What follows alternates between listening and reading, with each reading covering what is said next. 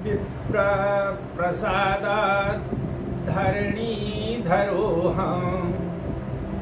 विप्र प्रसादात् कमलाबरोऽहम् विप्र प्रसादात् अजिताजितोऽहम् विप्र प्रसादात् मम राम नामः। नमः शिवाय के शरण में यज्ञोपवीत संस्कार बताने हेतु हमारे अनुज जेपी पांडे जी ये शुभारंभ मम राम नामः इसी श्लोक पर किए हैं, जिसके फलस्वरूप आज ये 19वां एपिसोड वीडियो रिकॉर्डिंग की जा रही है। का जान करके ही खा जाना जा सकता है और ज्योतिष ज्ञान में प्रवेश करने के लिए, ज्ञान चक्षु पाने के लिए स्वयं ज्योतिष अनुसंधान को भूतल पर आधारित करने के लिए उत्तर प्रदेश में आधारित हो, इसके लिए ट्रस्ट में जुड़े और आगे देखते रहें। विप्र के प्रसाद से ही, कृपा से ही धरणी धरोहम, धरणी का गायत्री मंत्र है कि नमो धरेणे धरणी धरे धरे स्वाहा, धरती माता का गायत्री मंत्र। और धरणी धरोहम, पार ब्रह्म परमेश्वर ऑलमाइटी गॉड कहते हैं कि धरणी धरोहम, ब्राह्मण की कृपा से। और कमला बरोहम, जिनकी माया से ये संसार है, जिसमें आदि शक्ति लक्ष्मी कृपा से ही आप सब यहाँ जस अपजस विधि हाथ भी नहीं मान रहे हैं।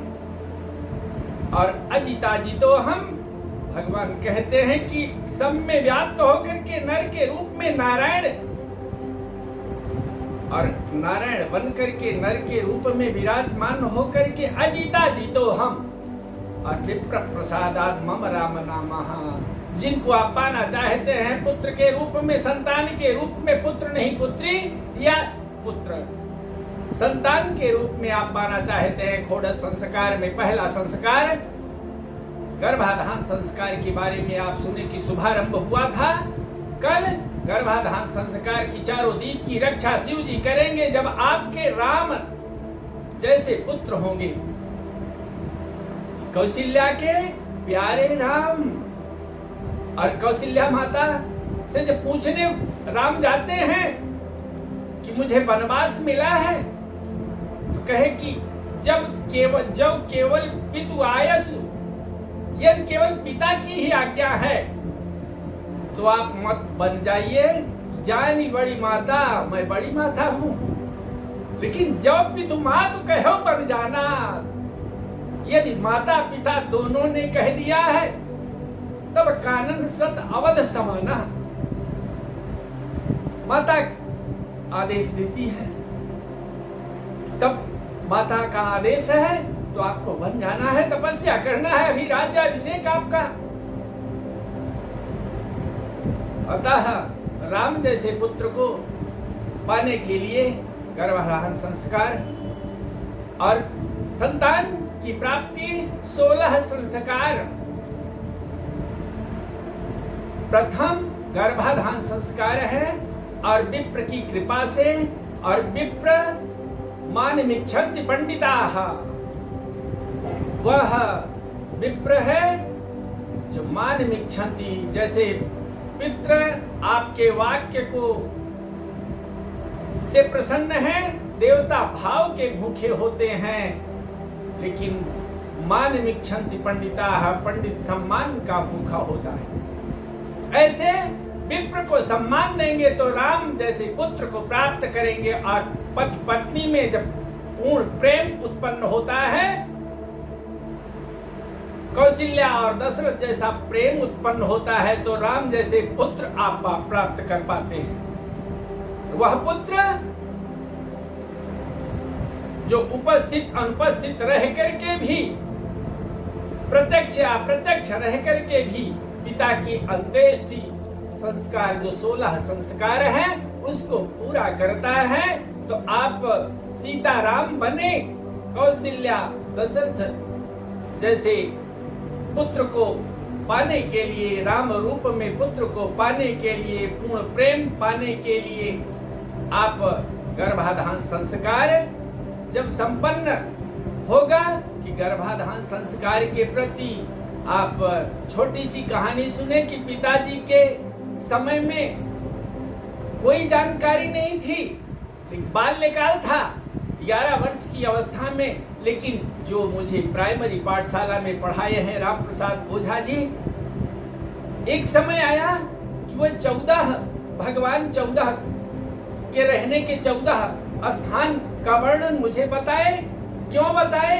इसके बारे में कि आप को जो करना चाहिए वो आप नहीं कर पा रहे हैं।